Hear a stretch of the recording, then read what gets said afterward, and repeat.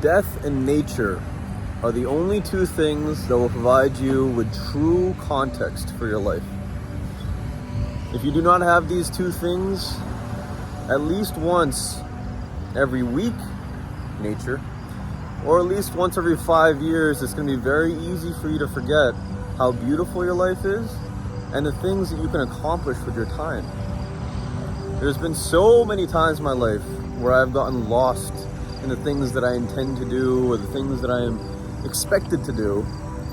And every time I have gone for a walk in the woods, or I have heard of someone passing away or someone close to me has passed away, that has given me the ability to wake back up and say, hey man, be thankful for the things that you have and be thankful for the time that you have left on this planet. Nature is where we are derived from, right? We are animals. Whether or not you believe in evolution, we are a part of this bigger organism, this planet.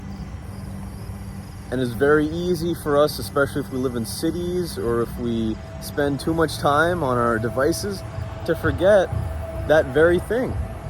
We, in ourselves, are an ecosystem.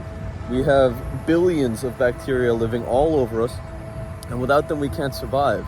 Each of our cells, our immune system, requires a functioning system to be a part of and to feel probably some level of importance. Now, you might be saying to yourself, well, no one's passed away in my life for a long time. Good. I'm glad. Or you might be saying to yourself, I don't get the time to go out on walks in nature. Frankly, I don't think it's that important. And I'm here to convince you otherwise. There was a book that I read a long time ago called The Art of Forest Bathing. In Japanese culture, nature and forests in general are an integral part of staying closely knit with the community and also having a sense of self. And upon doing some experiments in my own life and having talked to some people that I really respect that also take part in this transcendental meditation, I realized how amazing the effects are of spending an hour in the woods just walking around. You know, in this book they talked about certain chemicals that the trees exude, certain ions that are produced by water, and how, like you may have heard before, your feet, your bare feet on soil is actually incredibly good for your sense of well-being and also physiologically for your system. Now, I'm not going to say that I know all the science behind all of this, but I will tell you that any amount of peace or wisdom that I have accrued in my life has always been in the context of nature. There is something about, as you can see behind me, I'm at a gas station. There is something about seeing these plants, the organisms that rely on them, the close symbiotic relationships that these organisms have built, that make me feel like it doesn't matter so much what I'm going through.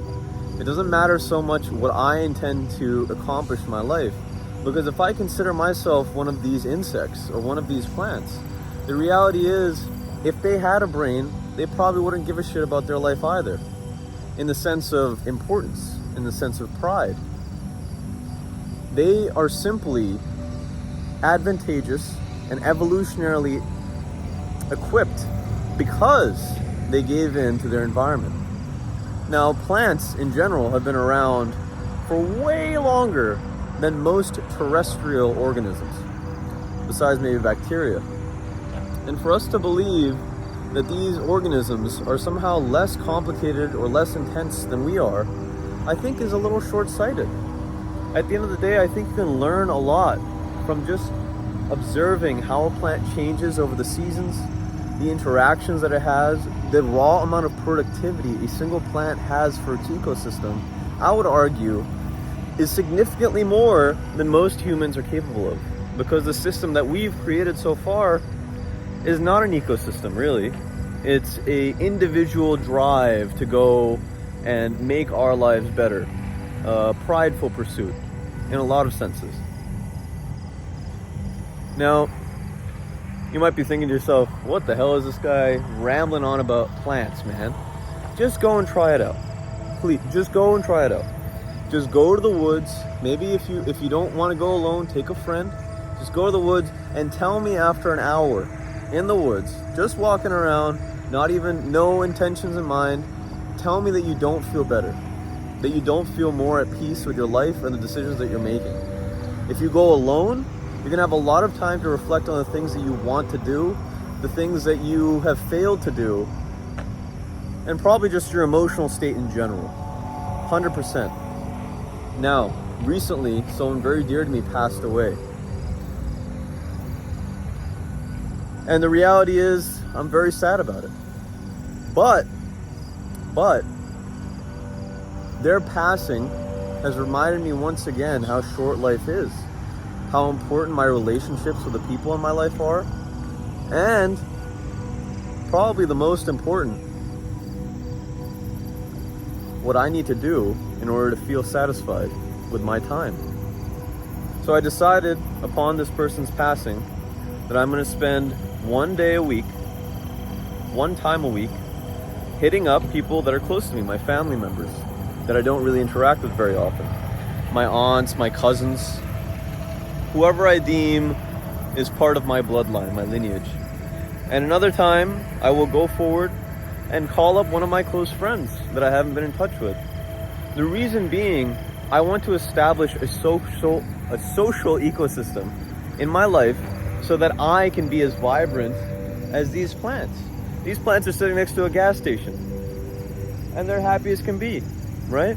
Any context in your life is going to be better when you feel loved, when you are providing love and when you're getting that love back. It will influence all of your decisions. It will make you feel more grounded at work. You have to take a second to understand how beautiful life is in order to take advantage of it. Now, if someone has passed away for you recently, I'm very sorry. I'm very sorry to know that someone dear to you will no longer be someone that you can communicate with. That is a serious thing that a lot of us have to deal with at one point or another, whether it's parents or someone else. But understand that time heals most any wound. Take it from someone who's lost a few people. And also, perhaps you can take this moment to reflect on the longevity of your own life and the things that perhaps you wish you could be doing. Take a moment to sit down and breathe. Be grateful for the things that you're given, and be grateful for the things you aspire to become, the person you aspire to become. Once we start reconciling with death and nature, being a human starts becoming a little bit easier, because we're not so alone in this universe as organisms, as conscious organisms even. Everything around us, all the trees, the insects, perhaps even the molecules that make up little rocks. Once you start knowing, or at least believing, that these organisms go through the same shit that we go through, same struggles, your existence stops becoming so important. I just swallowed one of those organisms. Your existence stops becoming so important. And it can actually be incredibly stress relieving to know that the things that you're going through in your life, everyone goes through them. Oh God, really got that bug. Every organism goes through these things. We are not alone in our thoughts. We are not alone in our aspirations.